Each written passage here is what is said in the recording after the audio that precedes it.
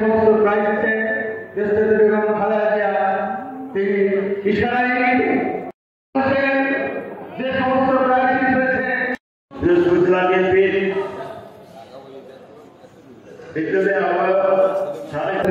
তিনি 18 কোটি মানুষের আপামর জনগণের অত্যন্ত সাহসী এবং আত্মবিশ্বাসী একজন নেত্রী, যে কারণে বিএনপির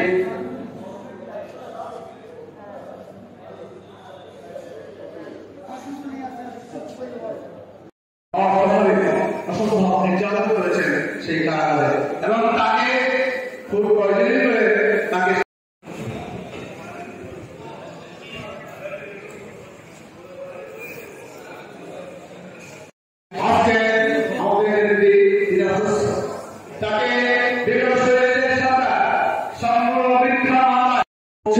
যে বাংলাদেশ ছাড়া পৃথিবীর কোথাও আমার একটু জায়গা নেয়, আমাদের ভর্তি হয়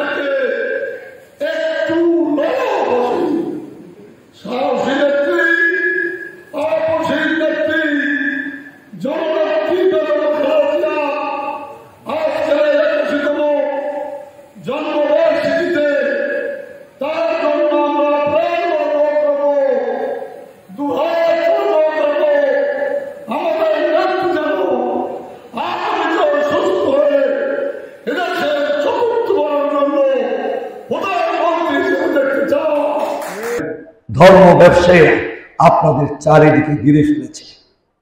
সকলবেলা তাবলীগের কথা বলে আমাদের মা বোনের নরম মনে তাদেরকে নিয়ে যায় একটি বাড়িতে, সেখানে ধর্মের কথা না বলে একটি রাজনৈতিক দলের কথা বলে আপনাদের বিভ্রান্ত করতে চায়। আপনাদের বলি, এই দলটাকে যদি ভালোবেসে থাকে, 31 দফা যদি ভালোবেসে থাকে, আপনাদের গ্রামে গ্রামে যেতে হবে, এর কোনো বিকল্প নাই। আর ধর্মের কথা বলে মিথ্যা কথা যারা করবে তাদেরকে প্রতিবাদ করা আপনাদের দায়িত্ব।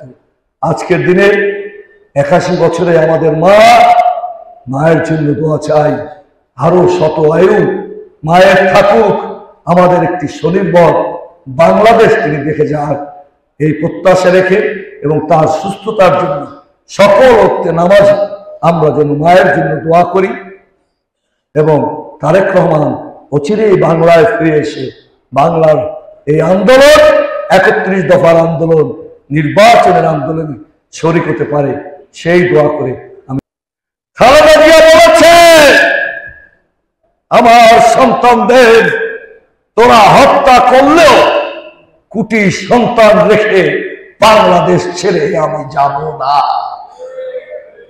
সে কারণেই তো আমাদের ছোট ভাইয়া আরফাত রহমান কোকো তাকে পয়জনিং করে করে শেখ হাসিনা সরকার হত্যা করেছে।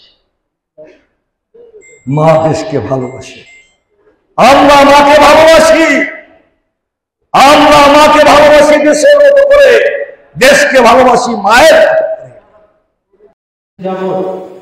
যার জন্মদিনে 15ই আগস্ট, আমরা 15ই আগস্ট রাতেই আমরা কেক কাটতাম। একটা পর্যায়ে গভর্নমেন্ট এত তার জনপ্রিয়তার প্রতি এত বিদ্বেষী ভাব পোষণ করত যে তাকে জন্মদিনটা পর্যন্ত পালন করতে দিবে না, এরকম অঙ্গীকার তারা করে রাষ্ট্রীয়ভাবে রাষ্ট্রযন্ত্রকে ব্যবহার করে সেই জন্মদিন পালনে তারা চেষ্টা করছে যাতে পালন করতে না পারে। কারণ দেশটাতে বেগম খালেদা জিয়া, যিনি 1982 সালে এই জাতীয়তাবাদী দলের দায়িত্বপ্রাপ্ত হন। আমি তখন ছাত্র দলের ছোট্ট একটি কর্মী মাত্র, নতুন ছাত্রদল করতে যাচ্ছি।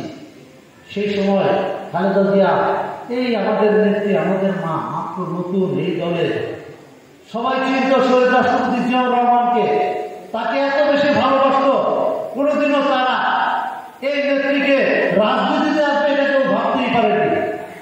কিন্তু সেই